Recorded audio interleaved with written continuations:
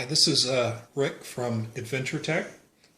We're going to be taking a look at the gearshift relocation kit that works in conjunction with our foot peg and control lowering kit. Before you watch this video, you will have wanted to have watched the video for the installation of the foot peg and control lowering kit. It really covers 80% of what you need to do with the foot peg and control. With the gearshift relocation kit. Now, I've gone ahead and taken the gearshift side off, and we're going to use a pair of pin pliers and remove the gearshift. Now, when you do this, you only want to spring this C-clip enough to get it off, because it is possible to unspring the clip. You want to put this someplace safe and secure. It is asphalt colored.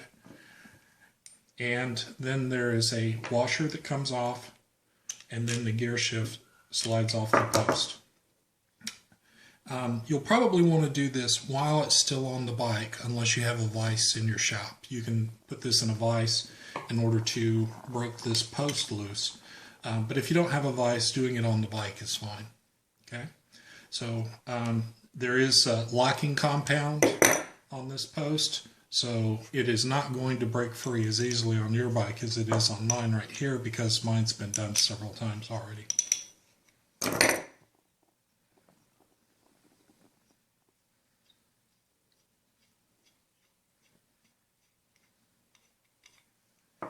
Now, we're going to be taking a look at the adjustable version, and you can see mine's already put together. I'll take it apart now.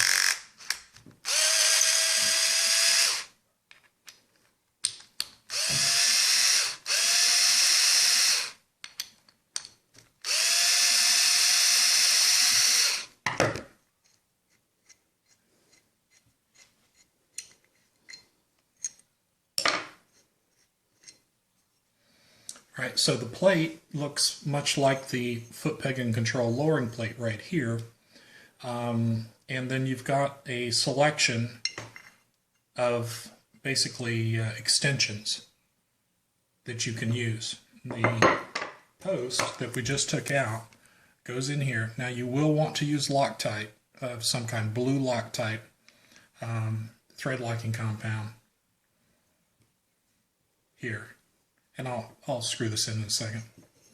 So on my bike, I know I have a V2, and my shoe size is a 10.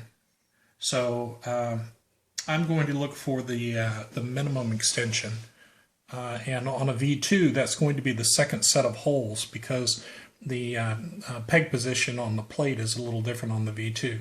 On some of the other bikes, probably all of the other V-Stroms, you can come all the way down to here.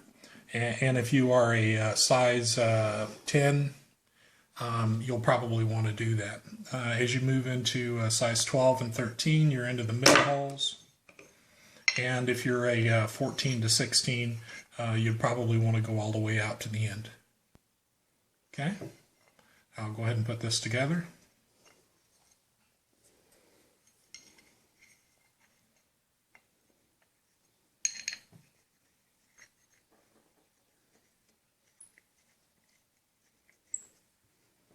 And again, you'll want to use thread locking compound on these after you determine the extension that you're going to want.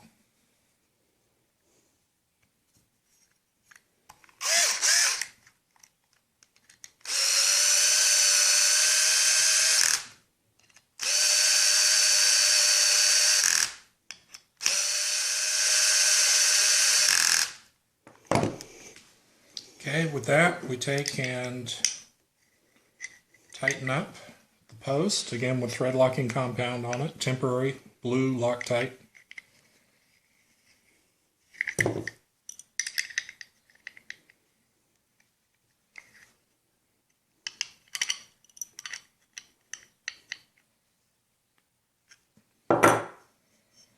Okay, go ahead and put the foot peg on the plate.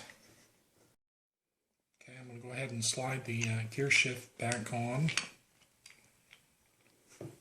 Put the washer on and the C-clip.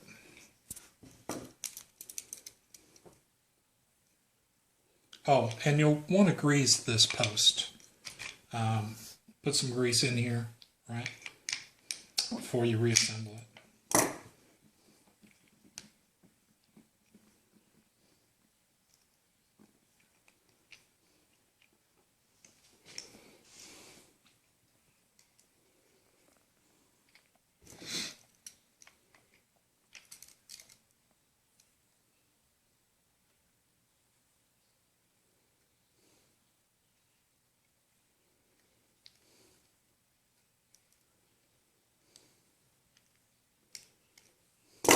Okay, you want to check to make sure that's in the groove. Then go ahead and tighten up your bolts.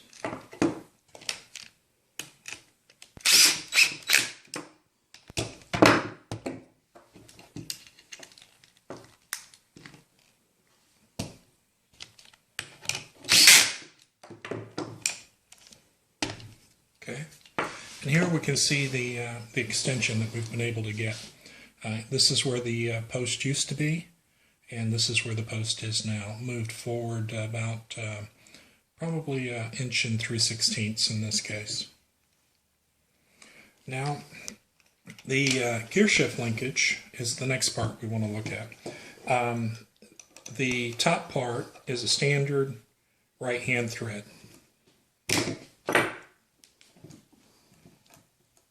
Okay. And in my case, on my bike, I know that I want this as short as possible. So I go ahead and run the nut down to the end of the threads and then lock it in place. Now the bottom one is a left-hand thread. So you would turn it as if you were tightening it in order to loosen it up.